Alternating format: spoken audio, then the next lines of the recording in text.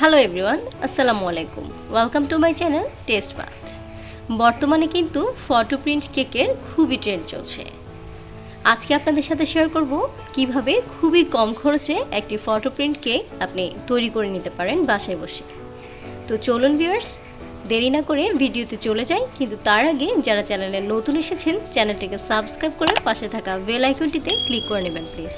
আর যারা already subscribe করেছেন তাদেরকে অসংখ্য ধন্যবাদ। আর যারা আমাদের ফেসবুক পেজ থেকে দেখছেন একটি লাইক, ফলো এবং শেয়ার করতে ভুলবেন না প্লিজ। আজকে কিন্তু আপনাদের সাথে শেয়ার করব একটি নন এডিবল ফটোপ্রিন্ট কেক। সাধারণত আমরা কেকে এডিবল ফটোপ্রিন্ট ব্যবহার করি, যা আসলে খাওয়ার যোগ্য। কিন্তু ক্লায়েন্ট যখন আমার কাছে একটু কম খরচের মধ্যে ফটোপ্রিন্ট কেকের রিকোয়েস্ট করলেন, তখন তাকে আমি এই কেকটি সাজেস্ট করি এবং তিনি এই কেকটি অর্ডার করেছেন। নন এডিবল ফটোপ্রিন্ট মিনি মাউস থিমের এই কেকটি সম্পূর্ণ ডেকোরেশন টিউটোরিয়াল আজকে আপনাদের সাথে শেয়ার করতে যাচ্ছি। তো এখানে দেখতে পাচ্ছেন ক্লায়েন্টের রিকোয়ারমেন্ট অনুযায়ী যে ছবিটি তিনি আমাকে দিয়েছেন সেই ছবিটি আমি এখানে প্রিন্ট করে নিয়েছি। তারপর এখানে আমার 2 পাউন্ডের কেক রেডি। চকলেট কেক আজকে আমি ডেকোরেশন করে দেখাবো আপনাদের। প্রথমে কেকের উপরে থাকা বেকিং পেপারটি অবশ্যই তুলে নেবেন। তারপর এখানে আমি কেকটিকে 3টি স্লাইসে বিভক্ত করে নিয়েছি। আপনারা চাইলে 2 ভাগে কিংবা 4 ভাগেও ভাগ করে নিতে পারেন, আপনাদের সুবিধা মতো এখানে ডেকোরেশন করতে পারেন। তারপর একটি বোর্ডে কিছুটা হুইপ ক্রিম লাগিয়ে নিচ্ছি। এই ক্রিমটি আপনার সম্পূর্ণ কেকটিকে সেট আপ করতে খুবই দারুণ একটি ভূমিকা পালন করবে।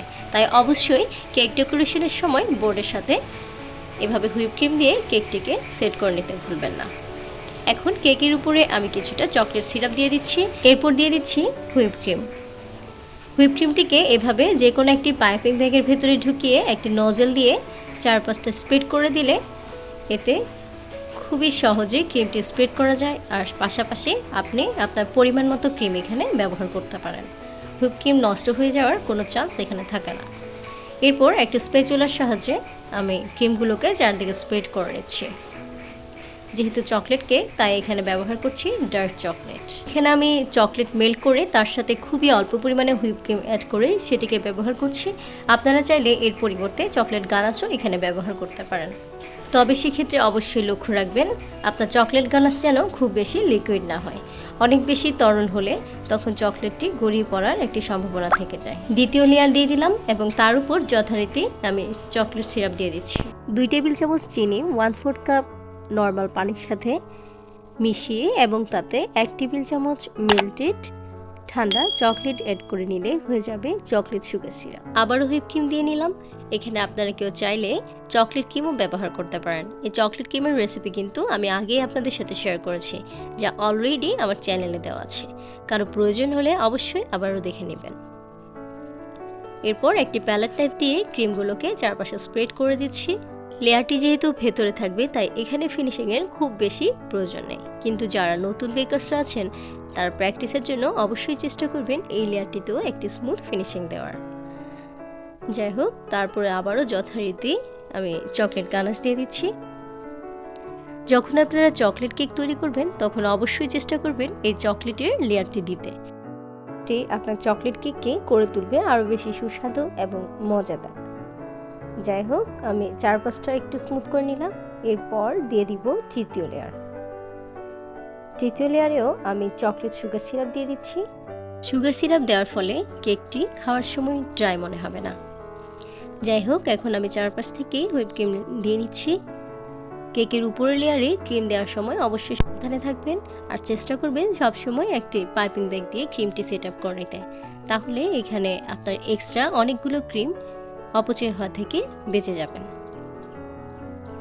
আজকের কেকটিকে আমি ক্রাম কোটিং করব, তাই প্রথমেই একটি হালকা লেয়ার দিয়ে নিচ্ছি।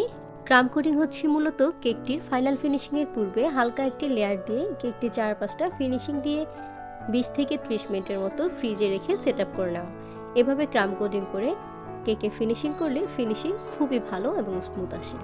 ক্রাম কোটিং করা হয়ে গেলে ফ্রিজ থেকে বের করে আমি কেকের উপর রেড রঙের কিছু ক্রিম দিয়ে দিচ্ছি। আমার আজকের কেকটি হবে মিনি মাউস থিম কেক এবং ক্লায়েন্টের রিকোয়ারমেন্ট অনুযায়ী কেকটি হবে রেড কালার। দেখতে পাচ্ছেন বাইরের আউটকামটা অনেক বেশি স্মুথ আসছে।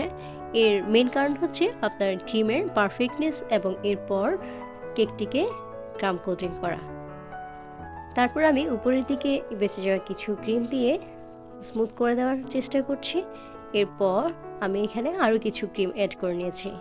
যেহেতু কেকের উপর আমি অলরেডি একটা ক্রিমের লেয়ার ব্যবহার করেছি, তাই আমি চেষ্টা করছি যতটুকু সম্ভব কম ক্রিম ব্যবহার করতে। যাই হোক, মোটামুটি ফাইনাল ফিনিশিং হয়ে যাওয়ার পর আমি 4-5টা স্ক্রেপার দিয়ে আবার স্মুথ করে নিচ্ছি।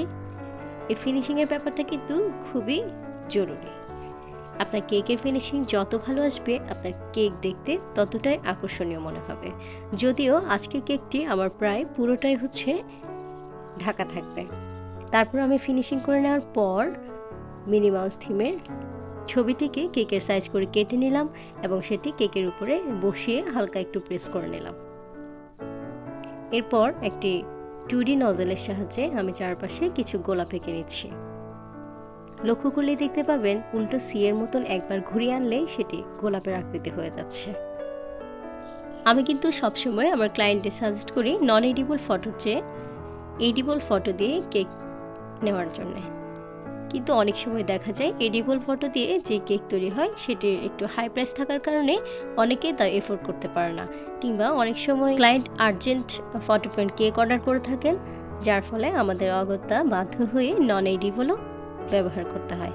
যাই হোক, অল্প খরচে যারা ফটোপ্রিন্ট কেক তৈরি করতে চান তাদের জন্য এই ভিডিওটি আশা করি খুবই উপকারী হবে। আমার উপরের ডিজাইন হয়ে গেলে আমি চারপাশে আরও কিছু মিনি মাউস থিমের ডিজাইন দিয়ে দিচ্ছি। কেকটি মূলত সম্পূর্ণটাই ক্লায়েন্ট তার নিজের পছন্দ অনুযায়ী ডিজাইন দিয়ে অর্ডার করেছিলেন। আমি অবশ্য আপুকে বারবার করে বলেছিলাম সাইডের এই প্রিন্টগুলো না দিয়ে এখানে অন্য কোনো ডিজাইন দিলে হয়তো ভালো দেখাবে, কিন্তু তিনি তার পছন্দ অনুযায়ী নিতে চেয়েছিলেন, যার কারণে আমি এখানেও নন এডিবল ফটোপ্রিন্ট ব্যবহার করেছি। এই ফটোপ্রিন্টগুলো আপনারা খুবই সহজে আপনাদের কাছে যে কোনো প্রিন্টের দোকানে গিয়ে প্রিন্ট করে নিয়ে আসতে পারবেন। তারপর আমি নিচের দিকেও একটা বর্ডার দিয়ে দিচ্ছি। নিচের এই বর্ডারটি কেকটির আউটকাম আরও বেশি সুন্দর এবং ফুটিয়ে তুলবে। কেকের বর্ডারের জন্য আমি 6B নজল ইউজ করেছিলাম। আপনারা চাইলে ছোট সাইজের স্টার নজল দিয়েও এখানে ছোট ছোট ডিজাইন করে নিতে পারেন, তবে চেষ্টা করবেন সবসময় কেকের সাথে একটি বর্ডার রাখার। কেকের বর্ডার কিন্তু কেকের আউটকাম আসলে অনেক বেশি বাড়িয়ে তোলে। যাই হোক, বর্ডার করা প্রায় শেষ। এখন আমি হোয়াইট কালার কিছু হুইপক্রিম দিয়ে আবারও একটি ডিজাইন করে নিচ্ছি। 6B নজল দিয়ে যে ফ্লাওয়ারগুলো আমি করে নিয়েছিলাম তার মাঝখানে হোয়াইট কালার দিয়ে একটি ডেকোরেশন করে নিচ্ছি। এটিও ক্লায়েন্টের রিকোয়ারমেন্ট অনুযায়ী ছিল। এরপর আমি একটি ফন্ডেন্টে এডিবল পেন দিয়ে হ্যাপি বার্থডে মিম লিখে নিয়েছি এবং সেটি খুব সুন্দর করে বোর্ডে সেট আপ করে দিয়েছি। দেখতেই পাচ্ছেন আমাদের আজকের মিনি মাউস থিম নন এডিবল ফটোপ্রিন্ট কেক একেবারেই রেডি। এই কেকটি আপু তার ছোট ছেলের বার্থডেতে তাকে খুশি করার জন্য অর্ডার করেছিলেন। আপু খুবই ভালো একটি ফিডব্যাক দিয়েছিলেন এই কেকটির। আজকে এখানে শেষ করছি। ভিডিওটি ভালো লাগলে লাইক, কমেন্ট এবং শেয়ার করবেন প্লিজ। আল্লাহ হাফিজ, আসসালামু আলাইকুম।